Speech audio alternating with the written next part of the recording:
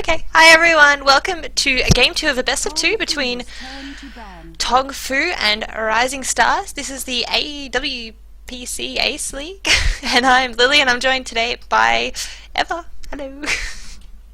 Hello, hello. Thank you once again. And Tongfu taking game 1 handily. Elder Titan immediately ban out, and ban's looking a lot of the same. I imagine it's going to be a quick draft. Yeah, well, I think they kind of have a bit more of expectation of how each other are going to play, but honestly, I'm interested to see what Tongfu are going to do, because they really dominated last game using an unconventional lineup, I'll put it that way, so I'm kind of excited to see if they do something unconventional now, or if they're going to go for a bit more of a, traditional lineup, or what they're going to do, but it kind of puts Rising Stars a bit on the back foot, because how do they know what Tongfu's going to do? If they are doing, stranger picks, then how do you ban against that? There's so many different heroes that these guys can play. They're very talented players, so I don't really think it necessarily matters what the bans turn out to be, even if they're out of respect. These teams are just so well rehearsed, and that was more of a pocket strategy that we saw come out in the Spirit Breaker, so I don't know if we'd even see it again, provided the opportunity to pick him up. So that's probably why we'll see immediate bans be very reminiscent of what we saw last game, but then the picks will kind of devolve into something separate. Yeah, well, you can see Tongfu are banning out, like we mentioned last game, those two kind of counter-initiator heroes, Elder Titan having that really long-range stomp as well as his ultimate, and Nagasarian having that Song of the Siren, so those two bans kind of imply that, they're interested in not getting counter-initiated on, or being able to have the initiation power in team fights. So they're probably going to pick, something strong to initiate, like, the Magnus we saw last game, as well as the Spirit Breaker being able to charge into fights. Gonna take the Visage first, but that's pretty standard. Doesn't really reveal too much. I like OD ban here because I imagine one of them would have actually dipped into it. I hope we can actually see a Wisp played here and shake things up. Provides a lot of responsive effort coming out, and that's really what Rising Stars needed the last time around. But Tongfu this time around grabbing Visage instead of the other way around, and that will provide so much depth. We'll see how they are able to utilize it. Really, Visage did a good job that last game. A lot of good micro, a lot of good stuns. They just had no damage to follow it up. They couldn't get any farm on Gyro because of the omnipresent Spirit Breaker. He's just always there. It doesn't matter if he's not there, he's there. Yeah, well, that's the power of a Spirit Breaker, but Rising Stars are having a bit of a think about this, going into reserve time already. I mean, there are a lot of strong and mobile heroes in the pool. There's Darkseer, there's Weaver, there's Rubik, Nyx Assassin's still in there, and if Tongfu grab the Nyx Assassin, Visage Nyx Assassin is, I would say, one of the strongest support combos. They've got, I think, the most DPS out of a support combo in the game for level 1. Like, that stun and soul assumption is just huge. But they might, decide to pick up a core, might see something like the Nature's Prophet or the Wisp, possibly. But I don't know how well Wisp and Visage go together. Kind of like opposites. I don't know. It depends on how it's lane. There have been a lot of dual lanes out of middle, and I really like the way it transpires, just because you can stick someone in middle, Wisp can pull out the mid lane, and you can do a lot different heroes in mid. I've seen anything from an Alchemist to DK actually getting more farm as a result because it's pushed back into the tower and he can respawn. And Tongfu again, grabbing Troll Warlord versus a Darkseer, and Rubik. Darkseer not ban out this time around. He was second phase, and Rising Stars seizing the opportunity to grab him. See if they have enough damage and setup from that vacuum into the Wall of Replica. You have to imagine that Wall of Replica is going to deal a lot more when facing down a Troll Warlord in particular. Yeah, and ban out of the Weaver. I think Tongfu are going to be going for a little bit more of a Spirit Breaker ban out. I love it. But yeah, I think that with the Troll Warlord, they don't really want to verse too many more mobile heroes. The Darkseer is annoying enough, being able to surge away whoever the Troll Warlord attacks, and if he doesn't get that permanent bash, it's a bit of trouble. So they're banning out the Weaver, who's got that high mobility as well. Might see a ban out of something. Well, the Visage is already taken. The Kunkka. Dire team ban. Kunkka banning out. I don't know, I haven't seen him picked up very much recently. I guess he does combo quite well with the Darkseer, but it's a bit of an unusual ban. Do you have any insight on this? Maybe you know something I don't? 10 seconds remaining. I can't even begin to fathom what it would counter right now, unless it's something that they're not showing just yet, because it's good AoE, which probably signals that they want to go a push-heavy strat, which Tidebringer might give him the opportunity to do so. Yeah, that's true. I don't know. Oh, whatever. No, where's the fail? Does this legitimize the Spirit Breaker combination as more than just this janky combination by actually warranting a ban the moment Trollus pick up? That's interesting. It's got to be a question. Nyx gets banned out as a potential support for Tongfu, so will not be coupling with the Visage. And Rising Star is ready to go ahead and pick again. Yeah, I'm happy for them. They banned out the Nyx just because it is a lot of damage. But there's so many heroes that can really combo with the Troll Warlord. I mean, in and of himself, he's got, you know, nice attack speed from the Fever as well as the Battle Trance. So, I mean, he can do that permanent bash just by himself. He doesn't really need the Spirit Breaker. But, I mean, they could get something like a CK. They could even go for CK Wisp at this point, quite honestly. Nature's Prophet as well. I mean, he's got pretty high DPS, and once he gets some items up, he can hit really, really hard and really, really fast with that Battle Trance. Even something like an Ursa. You could pick up an Ursa, and Ursa counters Lifestealer quite well as well. Because his Fury swipes do go through the Rage, so Ursa and Troll Wall is pretty scary too. In fact, now I've decided they have to pick Ursa. Come on, Tongfu. I mean, they very well could, but I like the fact that they might not just because they have the Troll Warlord, but they did run him in the tri-lane last time, which means Ursa bare middle, and it's actually going to be a Centaur War Runner. I can't even begin to describe. A lot of AoE damage will come out, some good lockdown, and really just hoping to shut down the mobility, I guess, of this opposing squad. And they don't have something like a Naga to pick into, as we talked about. That net at level 1 is 2-second immobilization, regardless of whether or not Lifestealer is in that Avatar Rage. So he will be a little bit more lucid in this game, able to move freely in the team fights, and I think Nature's Prophet's still a good, solid pick for either squad. Rising Stars could potentially really lane the Darkseer wherever they want in mid, if they so desired. We might see a Bane pick up. Storm Spirit coming.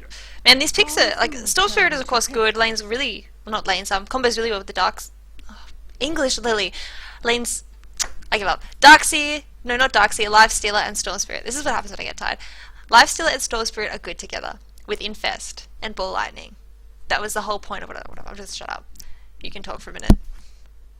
Yeah, no, the Spirit Bomb. It's exactly what occurs with this Storm Spirit Lifestealer combination. They do indeed have the opportunity to jump into the Bane Elemental pickup, but it is the Ursa to counter the Lifestealer instead, and I don't imagine they need to look much further than that. Possibly then sending Centaur into a support role for the Troll Warlord, which they could then pick whatever offlane they so desire against the Darkseer. So one more ban forthcoming from either side before they pick the last pick. Rising Stars still in need of one additional support of their own. And last time went with Nyx. This time they are the ones to ban it out, not wanting to see it picked up with the Visage, so Centaur was the combination instead. And I think physical supports have kind of gone by the wayside for some time. Those melee guys, such as Tidehunter, really haven't been played. And the only thing I can mention to the Kunkka ban, by the way, from earlier that I wasn't thinking of is CTY plays a fierce Kunkka. Okay, that'd be why. I have to say, I think there's Zeus watching my stream right now, just picking up that Ursa like I told him to. But yeah, I like the Ursa pickup because he's fun to watch. But in addition to that, I mean, both teams are kind of lacking in support. I honestly don't know how they're going to lane this Centaur. It could be Troll mid. I mean, Troll does okay against Storm, purely because he's got that Whirling Axes, and when that's in melee form, it does a lot of damage, and that missed chance on Storm is pretty devastating. They're going to ban an Enigma, ban out the Wisp as well. So, I mean, they do need a support on Rising Stars, but maybe they're going to go for a really greedy lineup and pick up a Nature's Prophet. They could have one in the jungle, one in lane. And I mean, Tongfu at the moment, they're pretty greedy themselves. Troll needs levels, Centaur needs levels, Ursa needs levels, and all of them need farm. Visage at least needs, basic items, just so we can spam that nuke out as much as possible. So, both teams could potentially go for a really greedy lineup and have a jungler each and just do dual lanes. Or they could, pick up another support, run an aggressive tri-lane with the Rubik, the Lifestealer, +1. Maybe something like a THD to give a bit more push. Yeah. I think Nature's Prophet is a little bit slow if he has to share the jungle with someone. So, but on the same line of thought, I think you are correct in saying they could potentially go jungle. Chen still obviously available in the pools, even Enchantress also at the ready. I don't think Enchantress provides as much depth, but it's actually going to be a Coddle, which I haven't seen played in some time. Notably synergizing for giving away mana to heroes such as PL, but this time around it's going to be heroes of the likes of Darkseer as well as the Storm Spirit. I suppose Lifestealer every once in a blue moon, but he really is self-maintaining. And I do have to comment on that IO ban that did occur for Rising Stars. Really intelligent to block that away, because there could have been a lot of interesting laning that had occurred because of it, and an Ursa showing up on your doorstep at any given notice is kind of a scary proposition. Yeah, definitely. And it might be worth noticing, Tongfu could go for a level 1 Roshan. VS picking up Aura, Troll picking up Fever, Ursa picking up those Fury swipes. It could happen. But, yeah, VS being picked up as well, that's pretty unusual. You don't see her picked up very much anymore, to be perfectly honest. I mean, she's a great support, but she's kind of very niche. She doesn't add too much to team fights other than getting a swap off and a stun, but her aura late game really does a lot of damage, and it looks like they're going to be for a little bit of aura stacking too. Zoe probably going to pick up the Vlad's VS with her aura and Troll with his aura too, and maybe even a medallion on ZSMJ. So yeah, very heavy into the auras, but I think VS picked up a lot of popularity from teams like Fnatic playing her, and they played her well into the Han days, and really they showcased the power and potential of what Nether Swap can provide to team fights, really taking kills out of the impossible and saving carries' lives. There was quite a few times where Fnatic during the International just sat there, Nether Swapped their carry out of a lasso situation that was just absolute death, that was out of their mind play. And so pause comes up, and I guess we can get down to some introductions if you prefer. Yeah, sure, why not? On the side of Tongfu, we have got Zoe on the Ursa. VS is going to be played by Sansheng. XGT on the Centaur, who is worth being noted that he has been pulled. It looks like he's going for Tranquils first. ZSMJ on the support Visage. Picked up some sentries, so they're going to be doing some dewarding. And Moo is going to be on that Troll Wall in mid. And for the Rising Stars side, dire side of the map, Sylar, hard carry, Lifestealer, King J on the Darkseer, CTY, mid Storm Spirit, QQQ, Coddle, XTD on Rubik, supporting up that Lifestealer as well, and got a disconnect from XTD, and really no surprises here. Takes players a long time to get settled in. I'd rather be picky before the game started than during. Yeah, but well, looking at the lanes, it looks like Tongfu are going to be running an aggressive tri-lane, and honestly, I'm going to give them the advantage in this tri-lane. Like we can see, Sansheng's holding ward sentries on ZSMJ, so they're going to be defending this pool camp. Keeper of the Light, most likely, is going to be rotating into the jungle, probably stacking this camp and this stack here, and farming it to try and get up a fast mech. I mean, Darkseer could go for the mech, but if they can get it on the Keeper of the Light, I think it's going to be better for their team, because then Darkseer can go for, you know, maybe something like a Blink Dagger or some kind of other tanking up item. But he might go for the mech, of course.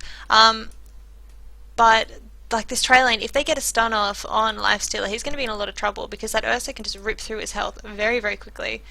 And you can see Ursa hasn't even picked up a skill yet, because he's thinking about the potential of a level 1 First Blood. With that slow coming out from ZSMJ and the stun coming out from Sansheng, he can get a lot of hits off, which is all you really need level 1 as an Ursa if you've got those Fury swipes. Plus, I mean, Rubik and Keep It Alight, they're so squishy. Ursa can really like 3 or 4 hit them, which is all you need.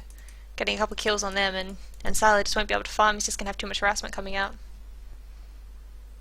Provided they can get the lockdown, absolutely. And they don't have as much disruption on Coddle as they formerly did, having a little bit more depth in the Nyx. At least they have Sylar to kind of slow things down and threaten some damage. We'll see exactly how it plays out. It's going to be the all-important portion, is exactly how the tri-lane goes in terms of farm. What we should keep an eye on, though, is the fact that Darkseer will be able to get more farm than a usual Darkseer. Going up one-on-one, it will be King J against XTT. No Space Cow this time, but a little bit different type of a horned creature. I guess. Maybe he dislikes animals. No, that came out wrong. Anyway, Moo versus CTY mid lane. Who do you give the advantage to in this lane? It depends on how decent CTY plays the Storm Spirit. I imagine it could go either way. Moo is going to get farmed no matter what you do, and it's going to be up to CTY. Like, the onus is then placed on CTY to perform. Like, if he can manage to pull down the Troll, he's going to be set, but he certainly has more mobility than the Troll has to lock him down, so it's CTY's lane to lose, in my opinion, because of the mobilization. Yeah, that's true, but the thing that I'm going to be... Wait, where did... Oh, they got hit by a Cotter Blast. Is the rotations coming out from the support, because VS is one of the best roaming supports in the game, in my opinion. So she could easily go mid and get a pick off on CTY. We did see them last game. The two supports like rotated all the way from top lane down to bot lane, just abandoning Zoe. So we might see them do that again. They might just kind of bait out Zoe looking like he's going to be alone. I mean, sorry, like he's going to have the two supports hanging out in the jungle here. If they can kind of position themselves in the fog, de-warding any wards that are placed down, then, I mean, it does give them the opportunity to roam. And they don't have a smoke up yet, but they might not need one. You know, that Coddle Blast took a lot out of Zhou. He doesn't have a lot in the way of regs already. Forced to consume 2 of those tangos and not have the setup he wanted against Sylar, you have to imagine. But that one-on-one is going to be good for damage. You can see he's already stacking those marks up against him, and he's going to need his support constantly present. And QQQ might not be able to farm the jungle as normally as he would prefer to. So Sylar going to require a lot more attention than any normal carry in this particular lane because of the Ursa's presence and that mark just stacking up very quickly on an early game lifestealer. Yeah, and I mean, Ursa's similar to a Batrider in that once he gets more than maybe 3 stacks on you, you have to back up because you can't let him keep getting them on you. And that's exactly how Zoe's going to be playing this Ursa against Sylar, is every time Sylar comes forward, he's going to try and get at least 1 or 2 hits off on him. And once he's done that, Sylar's going to be forced to back. Keep it alive. All the damage early game actually comes from right clicks, which I think a lot of people underestimate. When you grab something like Grave Chill immediately on Visage, if you can catch someone out, that 70 mana harassment can turn into half a life pool all by yourself. Just really, really effective damage that can potentially come out in such a short window of time if you let it, and especially when you throw stacks up into the mix. And now you have San Shang a little bit caught out here. And they get some damage away, and they recognize the rotation is coming out of Tongfu, and now Sylar is going to take some damage as a result. A little bit of a slow up there from Zhou, able to get some damage in of his own. And finally, San Shang moving back to see if he can throw an Obs Ward up on this rune, and he will spot out this haste. He's going to leave that for Moo, though, who... Actually, possibly not. Moo did have a bottle, but it looks like he's bottle crowing it. If San Shang picks it up, might be able to get a kill on CTY, or at least force CTY back. They know it's coming. I mean, he's standing right on top of the Obs for quite some time, and he's just kind of biding his time, so they're actually going to go on top with it. Sylar is relatively low, right on top of the tower. But I don't think this is going to be a tower diving situation 3 minutes in. Might just do nothing with this and pop it and just call it a day. I mean, it's pretty hard to gank a lifestealer under the tower. I mean, once Zoe gets up maybe phase boots and can, you know, move really, really quickly, then definitely I think they could dive, but until that point, actually in mid lane, Moo and CTY are just trading hits a little bit. That stout shield definitely doing work. Definitely it's 250 gold worth, for certain. Yeah. Well, he's switching it around. Whenever he goes for an attack on him, he switches around to melee form.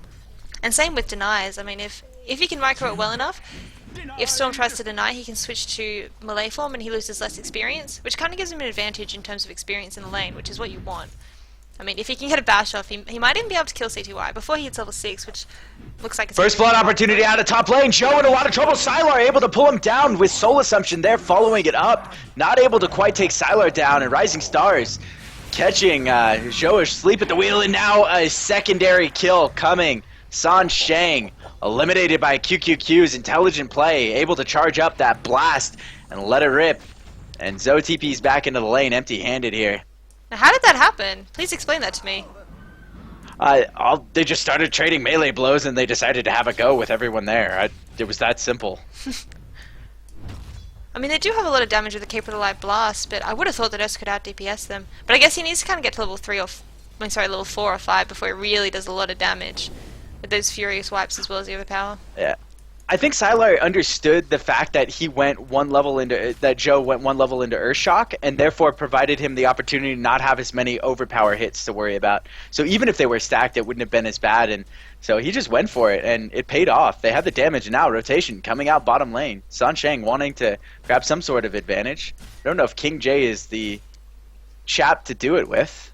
He's relatively quick once he gets going, but with as aggressive as he's playing, he's sunk into the lane. Will Ion shell up? Move back in. Ultimate comes out. They have some lockdown here, and they will have enough lockdown to take him out, and immediately will be able to cut the lead in half, 2-1. But in mid lane, Moo. Yeah, Moo now getting chased down by CTY. CTY not with enough mana to pull off the kill, and now Moo bottling up, wants to go for a kill of his own. AoE down, able to pick it up right on top of the tier 1. Will it be at the cost of his life? He's got a salve, and he actually is going to walk away from this pockets full of gold. Little bit of overextension there by Moo. Not Moo. CTY, sorry. I'd say he was overextended. That was about 50 HP. I think had XTD not been afraid and just thrown one more auto attack into the fray, he may well have gotten him, and he wasn't doing anything else but cowering under the tower. Why not? That troll is scary, even at early stages of the game. That AoE, you saw how much damage it did to CTY, and Rubik is also a low health hero. Yeah, but CTY running out of mana there, it's really not what you can do as a Storm, especially against a hero that will capitalize on it like a Troll Warlord. If you can't run away from a Troll Warlord, he's going to be able to auto-attack you to death, because that stun coming out from Berserker's Rage, it's a lot of damage, and he can get it off quite easily. And actually on bot lane, King J got to watch out, because it looks like they want to go kill him again. So prime target number 1. He is completely invis out. They have some inclination that he did it, but King J still, he's going to overextend right into it yet again. The ultimate this time isn't up, but there's plenty of setup to warrant this, and now King J in a lot of trouble. Look at the double edge damage comes out of XTT. That is just unreal. He's able to take him down half health in nearly one single swing, and it is enough to lock him up and secure yet another kill, and now he's going to be forced into the back edges of the lane. And Tongfu really recognizing an opportunity and taking advantage early on. It's going to pay dividends later. XTT with those 2 kills already jumping up in way of items. 1,600 in the bank on top of his strength boots 7 minutes in. Yeah, and it's probably the best choice they could have made. Is they kind of, I don't want to say they lost the top lane, but they lost the advantage they would have had, and so they decided, hey, let's at least shut this Darkseid down, because this Darkseid was going to get a very, very quick mech up, and now there's no chance of that, which means that the mid-game strategy of playing hyper-aggressive, you know, with the Troll Lord, with the Centaur, with the Warlock, those 3 cores, they really want to dive you, and if that mech's up, it does mean Darkseid can kind of rotate in and save them, but delaying that mech is the best thing they can really do, and you can see Darkseid's been forced out of the lane now.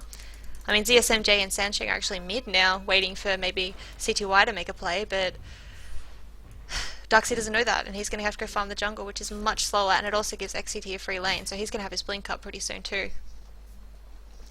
I think they have to at this stage. It's a very mobile Tongfu lineup. At any moment, they could pop that Centaur ultimate and chase him down, even if he was in the lane. And Surge, while it is a very effective spell in maneuvering out of lane, you have to spend some time casting it, and maybe that's where his concern lies. So, looks like it's just going to be QQQ rotating down intelligently over to the bottom. One of my favorite Asian players, funny enough, just because of his intellect being so ridiculously high. Dota Sense always there at all times, and it was there for the Sansheng early kill, and that's what forced out that rotation, which actually paid off for Tongfu. So they recognized an opportunity to rotate out after QQQ picked up that kill, and he's been dealing so much damage from that Caudal Blast that almost nothing Tongfu can do about it.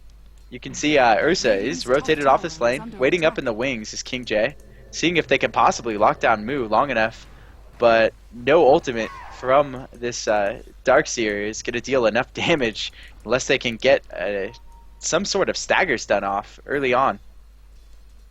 Yeah, I mean, well, both teams are kind of at a standstill just at the moment. I mean, XTT now, he's his blink up. He kind of wants QQQ to come forward just so he can get a kill on him, but I don't know if it's going to happen. And Sansheng deciding where to go, but I mean, the lifesteal is free farming. He's having a pretty happy time now on top lane.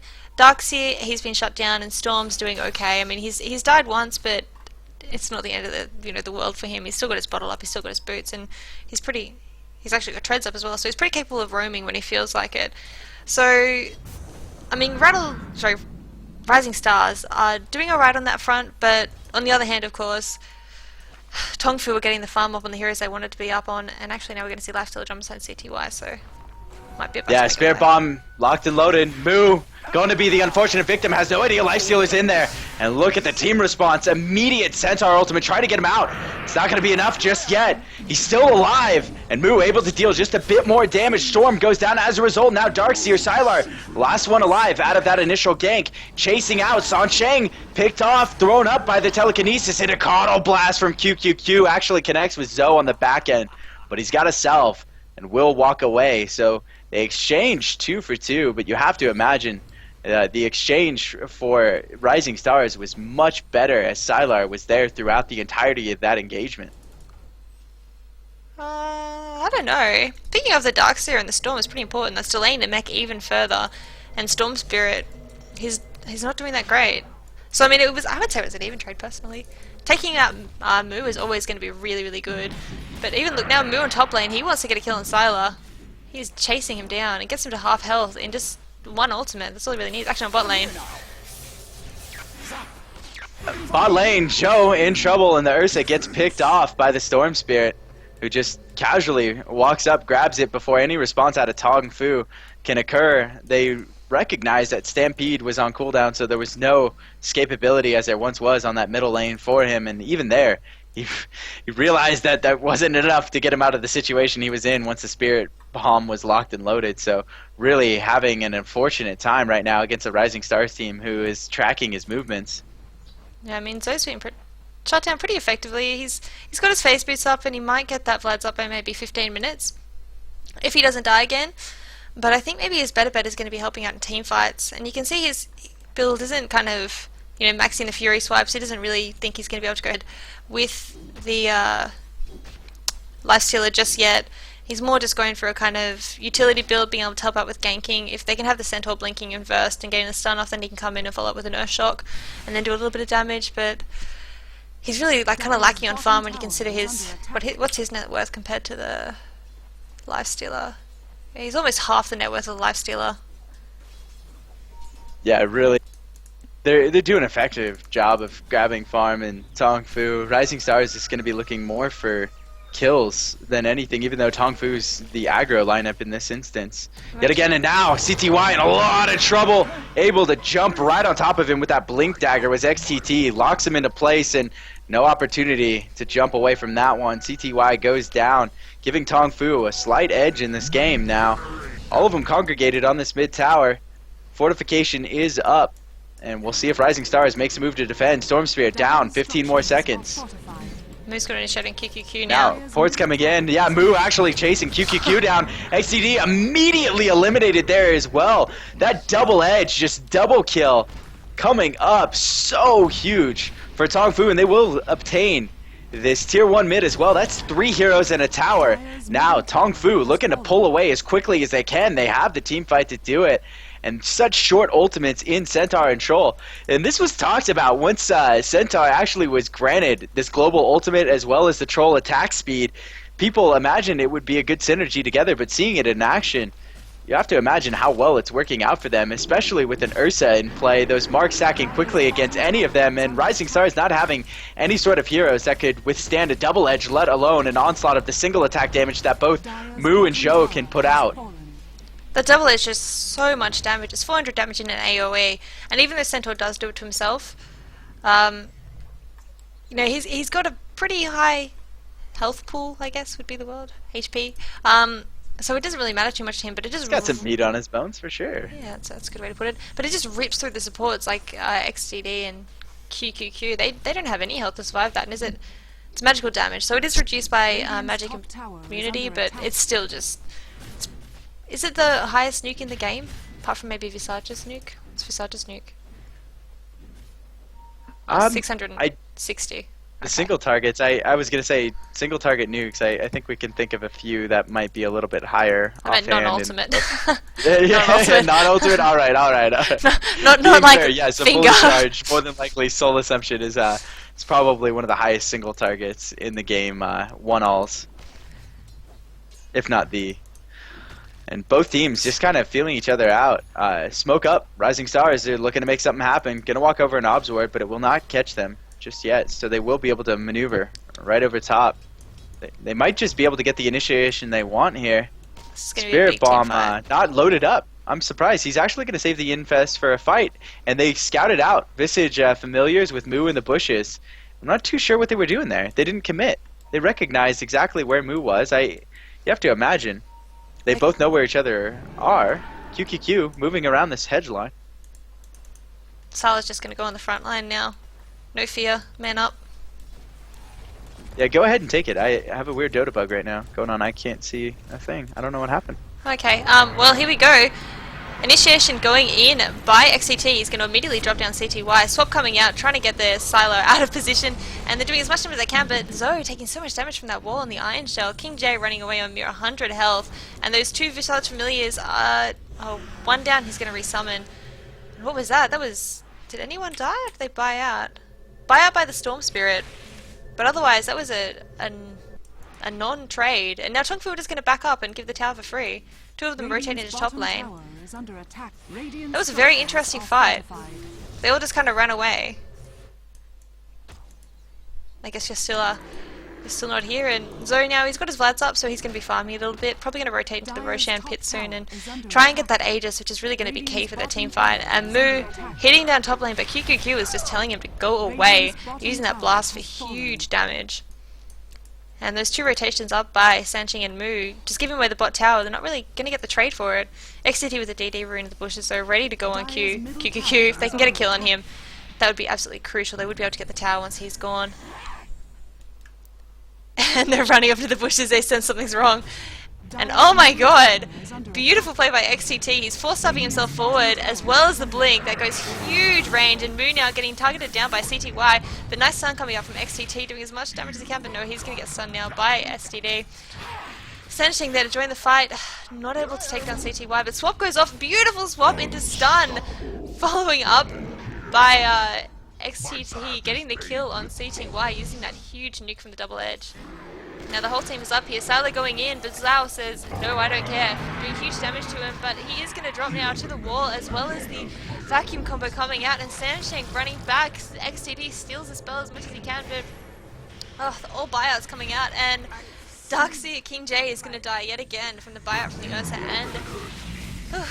and Centaur on by XTT. Oh god.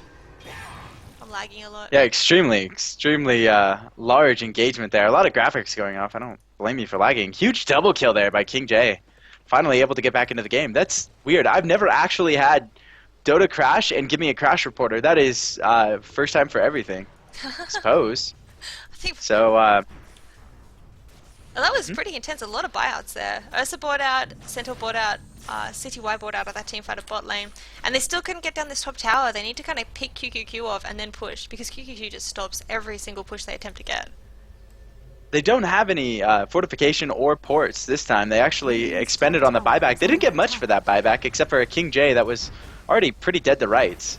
So now, we have Rising Stars moving on the top lane, trying to farm back some of this gold. And push the advantage their way away from Tongfu for the team fights that they have kind of lost earlier on. It was a really good fight for them, though. The fact that they were able to stand their ground when it looked like Sylar was about to get picked off.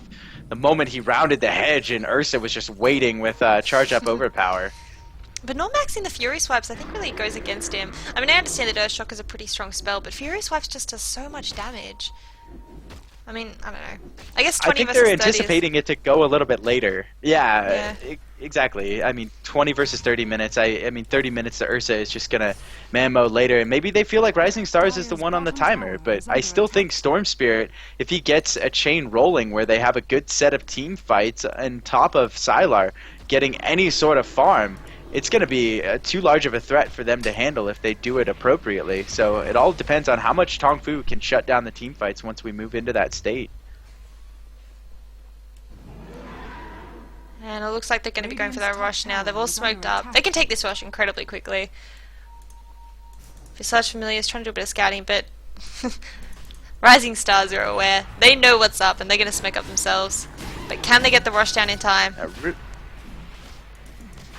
I'm surprised they still aren't loading that Spirit Bomb up. Maybe just don't care enough about that AoE. Sansheng kind of gets spotted out, and they're going immediately in. They wanted to grab the Aegis and didn't have a chance. Ursa immediately picking it up. King J ultimate in the middle of the fray. 4 staff up onto the high ground, and now 2 down for Tongfu. Aegis immediately popped away. Centaur in trouble. XTT caught behind the tree line, not able to do anything. Can't even blink, and now Joe again goes down. Double kill for CTY, forcing the retreat out of Tongfu, who lost that engagement, and the double kill on Zhou causes the Aegis to do nothing but become another death trap for Tongfu. And now Rising Stars is back in control of the game. I didn't expect to see it with as much of a vice grip as Tongfu was pushing forward, but really just intelligent play out of this Rising Stars squad.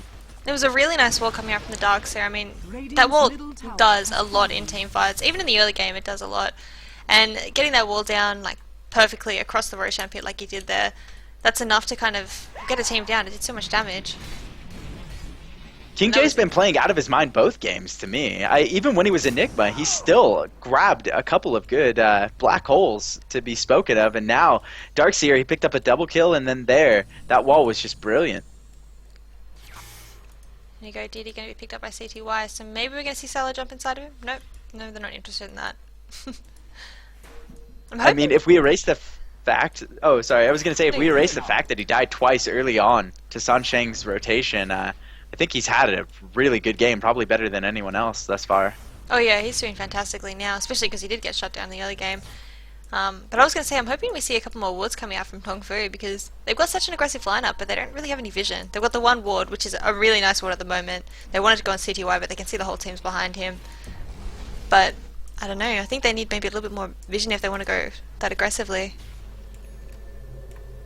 I know they're not going to even try and push this tower, they can see the whole team's up there. So it's just they recognize, yeah, they're an experienced team that just needs a little bit more to kind of get going. And it was a very greedy lineup, and it's not exactly paying sheer dividends. Troll doesn't have a lot in the way of damage because he elected to go BKB. It provides some, but really it's just so he can live throughout the team fights and kind of clean up with the Ursa. The single damage focus, the potential that they have is very high, and the only early AoE that was in Centaur is kind of losing its, I guess, sheen, more or less, because it's not able to do damage against heroes that are getting tankier as the game progresses in Rubik and Coddle. Well, I guess the biggest advantage they've got with the Troll, him going BKB, is that they're just relying... Oh, actually, no. Troll completely caught out. Moo taken away. BKB port away, and they won't be able to lock him down. Really good awareness to pop that BKB immediately. I don't think it's what he wanted, as that charge was indeed his 10-second charge, but it saved his life prior to the storm locking him down. I was going to say is I think that most of the damage they're hoping is going to come out from the Ursa, because with the Fever and Ursa's Fury Swipes, I mean, that combo enough, we're going to be able to do a lot of damage. Whoever, Ursa decides to tuck down, be it the Lifestealer or even the Keeper of the Light or the Storm or whoever, I mean, once he gets a Basher up, he's going to be able to just do huge damage and potentially stun them and do huge damage with the Fury Swipe. So once he's got max Fury Swipes and there's max Fever, I think that Ursa's going to be able to do enough damage to kind of take them down. Even though he's not, a typical, I guess, late game carry, with a Troll Warlord on his team, he potentially could be. I have faith. I definitely think they have the damage to shore this up. Troll does provide AoE with his axes. Like, there's so much that they can do to respond to team fights and really focus down. And we haven't seen Rising Stars actually go with the Spirit Bomb until just now, and Storm Spirit kind of seeing if he can find anyone out, I suppose. And not getting a whole lot of farm. Gonna get summoned up by Coddle instead. And smoke up from Tongfu, moving into the opposing jungle. Rising Stars kind of ready. Yeah, they're expecting it, but not this much from behind. This is a huge walk. They noticed the courier last second, but are just out of range as it is speed boosted. Won't be able to pick it. This is going to be a full-on flank from Rising Stars, and it's going to be on them to spot it. An engagement forthcoming. It's going to be a blink from XTT. Oh! Smoke expires right on top of the creep wave. That's unfortunate. They know they're all there. That was a little bit of... Maybe he just wasn't paying enough attention, but I mean, that could have gone a bit more in their favour, but unfortunately getting caught by the creep wave, that's the instant everyone get the hell out. Time to run. And I think they're just going to try and trade the tier 2 mid tower if they can. No, it looks like CTY. Still got that lifestealer inside of him. That must always be got cooldown at this point. But it looks like they're just going to defend that tower. They don't want to trade. And BKB picked up Coddle J. he knows the only fear he has against him is a blinking Centaur, so as long as he can avoid that, he'll be able to block off any of these pushes and manages to do so. So they elect not to go on this tower. Now engagement is coming for here. Rising Stars here. Ultimate popped up from the Troll as well as the Centaur trying to get things done. Infest waiting. CTY is in there. Will they actually pop it? Lifesteal is so very low, they're actually just going to retreat and sacrifice QQQ. King J still trying to get away though. Will he be able to move? Actually outmaneuvers this CK Blinken, and they will re-engage Infest onto XTT. Sylar immediately scrubbed out of the fight. Didn't have enough health. Buyback from him. Ports in. Can they slow Moo down? Moo is the only one there so far. Surge up. And notices Ursa Bear. Overpower on the high ground. Zoe trying to get in here. They're able to lock Sylar with the Soul Assumption so far. Turns the magic immunity on. Swap out to save Joe. Vacuum in from King J. King J. No ultimate to be spoken of, and now Rising Stars in a lot of trouble. Finally, a buyback comes from Storm Spirit, who will rejoin the fight if possible. King J trying to surge in good familiar stuns, and all of Tongfu decides that they've had enough. 2 buybacks, if they don't get any kills, will not pay themselves off. Huge downtown dunk from CTY to secure Sansheng and Tongfu for those buybacks. I have to say, they got a bargain. My Dota saw a storm flying across the map and went, nah, I've had enough. I'm gonna crash. Sorry guys, trying to get it back up. You can do radio talking while you want, while I'm trying to get it back up. Yeah, no worries. Just 3 from Rising Stars, grouping on the middle. Really, such an awkward team fight. XTT is 8 for 2 in this game. Just complete man mode in all of these fights, and they have no way to pull him down. Sylar can't exactly focus him through. If he could, it'd be great, but he needs to pull down Joe, and Joe, they were really feeling each other out in that fight. It was kind of back and forth to the point where one was just walking away the moment another started up a round of auto attacks, neither wanting to get involved in the rage or the overpower. And both teams resorting to farm. A little bit of a soft group up here from Tongfu on the mid lane. Seeing what they can do, pinging out the tower. Roshan should be up fairly soon, shouldn't it? If my brain recalls correctly. 2.5 minutes. Yeah, so we still got some time. Away. Yeah, I got a bit of time, but probably going to be farming. Neither of them really want to pick a fight, because if they lose, you know, maybe the Storm Spirit or the Troll Ward or someone before that Roshan comes up, it's going to put them at too much of a back foot. So, as I say that, I've come into Zoe just running around aggressively with that overpower up. Yeah, they demolished that tower. They kind of want to go on a tower spree. There's too many up right now for them. Coddle summoning out XTD. Recognizes he's not in neutral territory. He did creep pull to slow down the top lane, but it won't matter. They're just going to completely backdoor this 140 health top tower. Rising Stars is content to give that away. Not much of a choice that they had there. And they will group up and smoke. Yet again, you saw Coddle just purchase it. So we'll get expent. CTY has a Spirit Bomb locked and loaded. We're going to head the towards path is drawn out to the that opposing Ancient Hill. I'm not going to find anyone though. And Tongfu, they're going to want to make some kind of play happen now, most likely, or at least soon, because that Roshan, it's coming up soon. I can't see how long it's on the timer, but another minute and 15. Yeah, and I mean that's kind of perfect timing at this point when respawn's about 30 to. Oh, actually, initiation going in. Oh, Spirit Bomb going off. Sylar completely in the fight. XTT is the target, but Sylar gets blitzed out, not able to respond. Ursa just eating him alive. Show out of his mind there. Double edge to finish off the Storm Spirit. And now that combination is taken away. QQQ running for his life. Soul Assumption hit from downtown. Will connect. King J, one of the last ones alive from the Rising Stars crew, is about to get picked. Blink from XTT. Not quite enough range. Surge coming back up. Can he maneuver his way out of this one? No! Stun from Sansheng. Last second double edge. Last hit occurs from the Vengeful Spirit. Picking that up. 4 down for Rising Stars. And now, in a whole world of hurt, they just do not have the ability to initiate. Even when the Tongfu squad was unknowing, they were able to just overpower and rip down Sylar before he could really do anything at XTT. XTT dropped to 200 but didn't even die. And I mean, this is the kind of problem with picking a fight just before Roshan spawns is that if you lose it, I mean, how are they going to defend this Rosh now? Wall is down. I mean, Lifestealer just died twice in a row, was it? Maybe not, maybe just died once, but still, I mean, his farm is dropping further and further behind, just given that he keeps getting picked off in teamfights and he's not getting the kills. He's getting decent farm, I mean, his net worth is okay, but he's still 3,000 behind most of the 3 cores on the side of Tongfu, and Tongfu just going to take this tier 2 top. Any kind of movement coming out from Rising Stars, they're just going to, you know, rotate, probably pick a fight possibly, but otherwise just rotate into the Roshan pit because Roshan is back up. This experienced heavy team able to satisfy their needs. Graph spinning out of control in favor of Tongfu, over 10,000 marker. Gold still within reach, but after that tower went up from about 7,500 to 10k, so really good job in Tongfu. Finally starting to pull away with this game. They've been riding that line all game where it's within reason for Rising Stars to kind of come back. They had that one huge Roshan, but they need another giant team fight to make anything happen. And they're all grouped up towards this middle and bot side. Gonna move right by the Roshan pit where Roshan is in fact up and ready to go.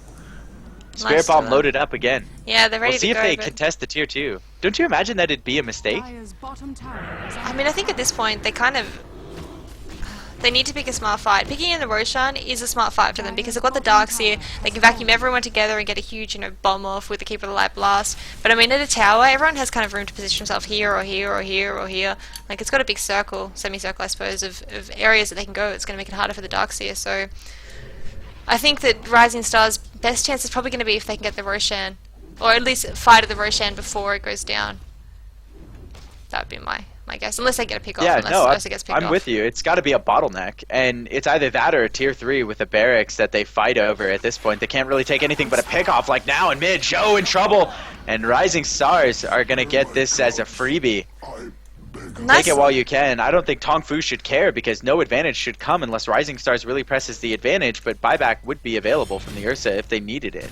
Yeah, and I mean, these wards coming out from Rising Stars, I mean, I like them. I think warding is very important in a game like this, especially on the back foot, but you can see they've just put 3 super aggressive wards. They want to know where everyone is at every point in the game, and, well, they're going to have it.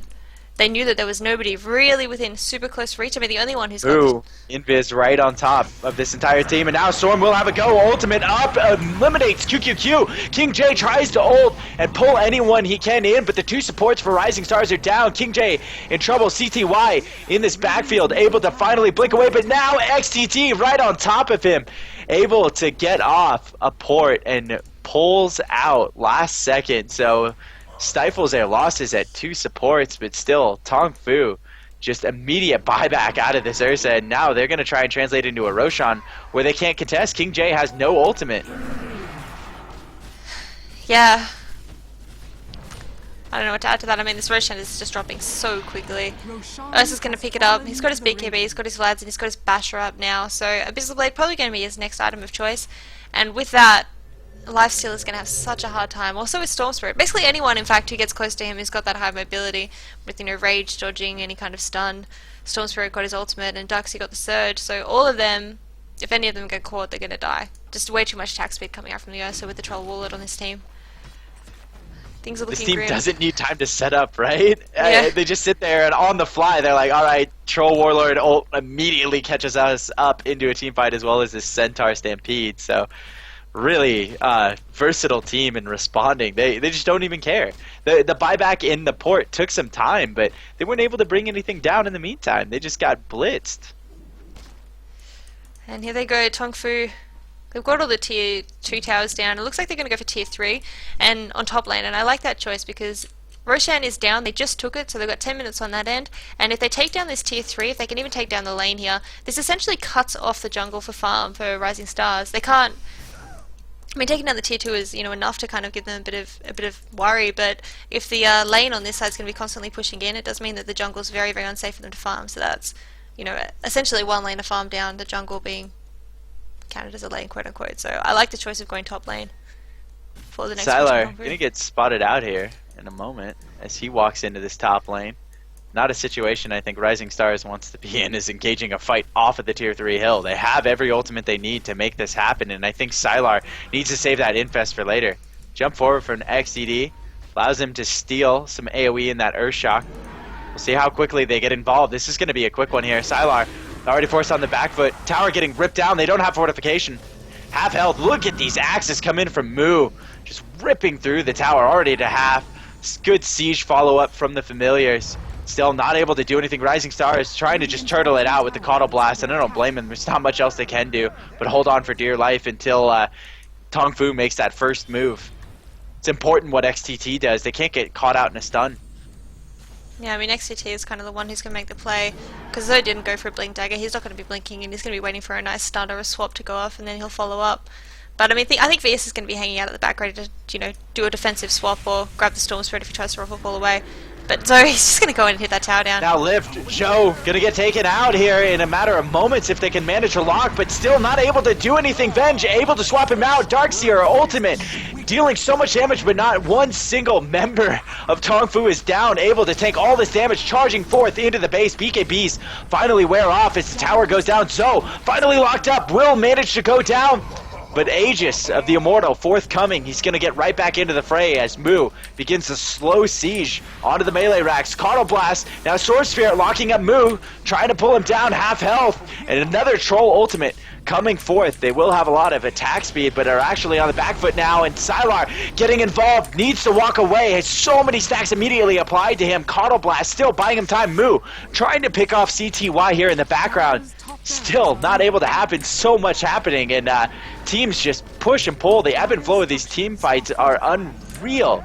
Just a whole lot of auto attack back, auto attack back, auto attack back. ZSMJ next on the list, ripped up by Lifestealer. Lifestealer trying to lock him down. Sylar still can't do any damage. Ultimate from the Stampede comes down and locks away this Rising Stars team, who's on the run. Sylar able to armlet toggle his way out of this, but his whole team is nearly down as Tongfu finally falls. And I'm completely just out of breath. I'm shocked. Tongfu is dead, and there is no Rax dead. What happened? Well, they didn't focus fire the Raxes, obviously, because both of them on 500 health. If they just targeted one, they would have got a Rax then, but really nice defense coming up from Rising Stars, and, I mean, there was a lot of buyouts that fight. We saw Storm buyout, as well as XTT buyout, it looks like, but I mean, still, it was a team down, and they just didn't focus fire the Rax. All they really need to do is have Ursa just, like, you know, 5-hit the Rax, and he's going to be able to take it down with that Empower on.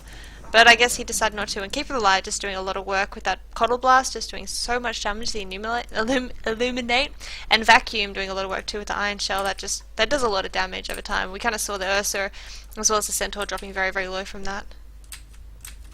I feel like it's just chalks up to some luck in there. Obviously, it was trading of auto attacks, but you saw every opportunity for Zhou to take out Sylar, and Sylar just kept walking away with no health, armlet toggling, getting back into the fight, ripping up, slowing things down, and forcing these awkward auto attack engagements where CTY is all of a sudden exchanging blows. He walks away. He's very mobile, and he can do that, but Sylar, of all people, had no rage and just kept squeaking out of fights he probably had no business squeaking out of, and big thanks to QQQ kind of keeping the creeps at bay and forcing it just to be hero-on-hero action. And not just that, but QQQ and XDD both use their Force Staff to force Snakes out of battle numerous times. And I mean, that's kind of the one big flaw of Ursa, is that, you know, well, any melee hero, I guess, but Ursa in particular, is that he needs to be standing right next to you to do any damage. And if you Force Staff or you blink away or whatever, if he can't get close to you, then, you know, he literally does nothing. And so, even though Lifestealer is a melee hero, he needs to get close to attack. He's just been getting, like, juked around by the supports, which is just making a lot of difficulty for them to kill him. But I mean, you have to imagine. I agree. I mean, the Force Staff is the only thing that saved his life when he, a couple instances, immediately went under 200 health right into that red zone you just don't want to be at. And these Raxes aren't fully healed up.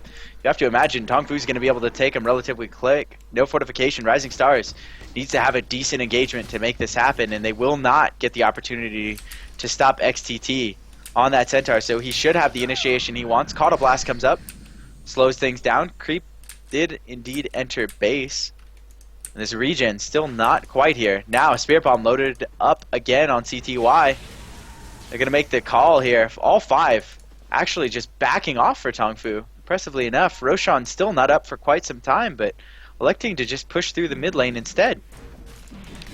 Yeah, I guess they're just going to try and keep all the lanes pushed out. They don't have anything like a Spectre or a Phantom Lance or a Cellabear or something to just keep all the lanes pushed out. And you can kind of see on bot lane, Tier 2 tower is still reasonably high health, but there's a big creep wave coming. Probably going to rotate down there and maybe defend that. They're going to find an invisibility room, but I think they're just going to play it safe. I mean, I wouldn't say they're overextended, but they made interesting choice in not deciding to focus fire down Iraq's last team fight, and now they're just thinking, hey, we have got the Aegis and we lost last fight, so maybe we should play a little bit safer. I mean, Urs is very, very close to his Abyssal Blade, and that would be really helpful in trying to take down, maybe the Life Stealer inside of CTY, but...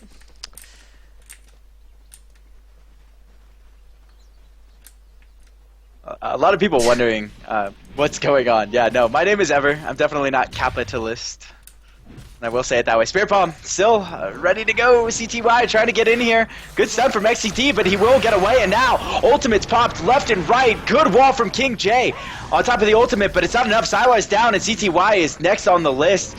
Do they have the buybacks to stomach this one? And they do not. 13G away is the lifesteal. He will be able to buy back if need be, but Storm Spirit will not.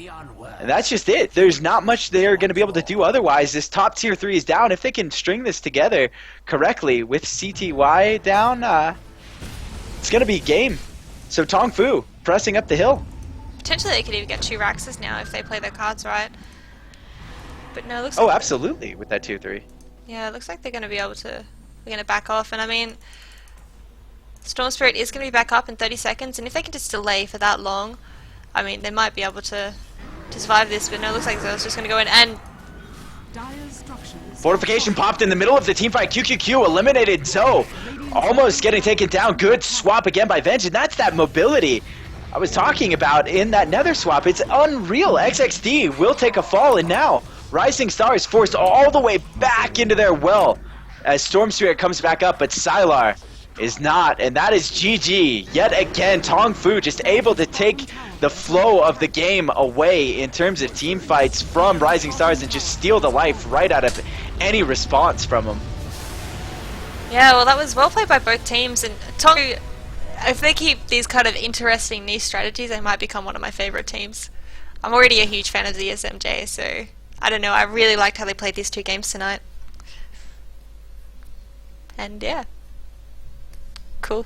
I have to say, Tongfu definitely came out with some surprising games, was ready to play, good strategies, and good counter on the Ursa. They knew what they were doing, and Sylar just couldn't contribute. He's 2-4-10 and contributed as much as he could, but from the grave, there's only so much you can do, and wasn't doing himself favors in experience, and you could see not going over that 365 marker is just the size of it. So, really good exchange. Tongfu takes it 2-0. And thanks once again, Lily, for letting me cast this with you. Much appreciated. Yeah, no, thanks for casting with me. That was good fun. And guys, we've got another game coming up in 50 minutes. That's going to be a Rattlesnake versus LGD Int. So that should be pretty good as well. Just more from the Ace League. But yeah. See you soon. Thanks for casting.